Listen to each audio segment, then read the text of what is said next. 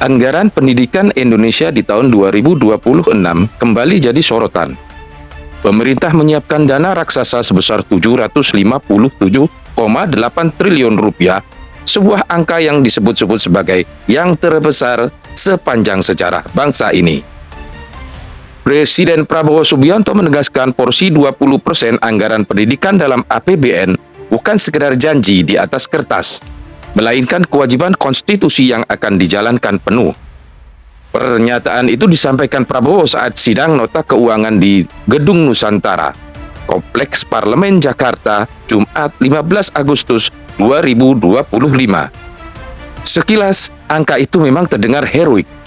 Anggaran pendidikan yang melonjak begitu tinggi seakan memberi sinyal bahwa negara serius mengubah wajah pendidikan. Dari alokasi tersebut, pemerintah menjanjikan berbagai program Indonesia Pintar misalnya, ditargetkan menyentuh lebih dari 21 juta pelajar dari berbagai jenjang. Ada pula Kartu Indonesia Pintar Kuliah yang diarahkan untuk sekitar 1,2 juta mahasiswa di seluruh Indonesia. Jika angka ini benar-benar terrealisasi, artinya ada jutaan anak muda yang terbantu untuk melanjutkan sekolah dan kuliah.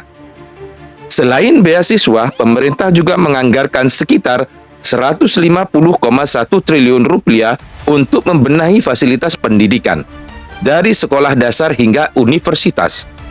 Dana ini diharapkan mampu memperbaiki ruang kelas yang masih bocor, melengkapi laboratorium, membangun perpustakaan, hingga menyediakan sarana digital yang kian relevan dengan kebutuhan zaman. Karena faktanya masih banyak sekolah di daerah yang kesulitan sekedar menyediakan meja, kursi, atau akses internet.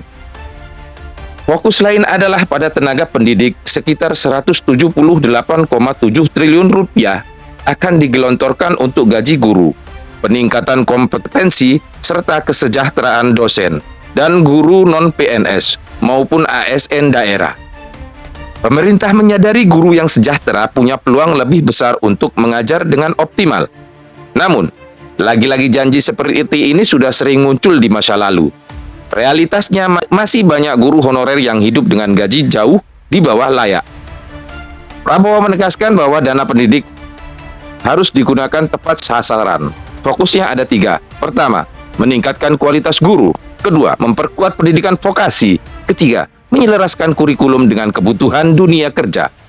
Pemerintah juga menyinggung program sekolah rakyat dan sekolah unggul Garuda, yang katanya akan jadi tonggak penguatan akses pendidikan di berbagai daerah. Tapi di balik janji itu muncul pertanyaan besar. Publik pasti bertanya, dengan dana sebesar ini, apakah masalah klasik pendidikan Indonesia bisa benar-benar terselesaikan? Kita masih ingat dengan anggaran pendidikan setiap tahun selalu masuk kategori besar. Namun kenyataannya, kualitas pendidik Indonesia masih tertinggal jika dibandingkan dengan negara tetangga. Hasil tes PISA misalnya konsisten menunjukkan kemampuan literasi dan numerisasi siswa Indonesia berada di bawah rata-rata dunia. Jadi wajar kalau publik ragu. Di lapangan masalahnya jauh lebih kompleks. Banyak dana pendidik yang justru habis untuk biaya birokrasi dan program-program seremonial yang minim dampak. Tidak sedikit sekolah di pelosok yang masih kekurangan guru, fasilitas rusak, atau bahkan kekurangan murid karena angka putus sekolah yang tinggi. Ironisnya di Jakarta dan kota besar lain, banyak anggaran malah tersedot untuk pembangunan gedung yang megah atau proyek teknologi yang tidak semua sekolah mampu gunakan. Akhirnya jurang ketimpangan pendidikan makin lebar. Sekolah di kota semakin modern, sementara sekolah di desa tertinggal makin jauh ke belakang. Di sisi lain, ada juga problem akurasi data penerima bantuan. Program beasiswa memang niatnya mulia, tapi prakteknya tidak jarang meleset. Ada siswa yang sebenarnya mampu, malah dapat bantuan, sementara mereka yang benar-benar butuh justru tercecer. Jika pemerintah tidak membebani sistem pendataan dan pengawasan, dana triliunan rupiah bisa habis tanpa meninggalkan jejak manfaat yang nyata. Selain itu, wacana link and match antara pendidikan dan dunia kerja juga patut dipertanyakan.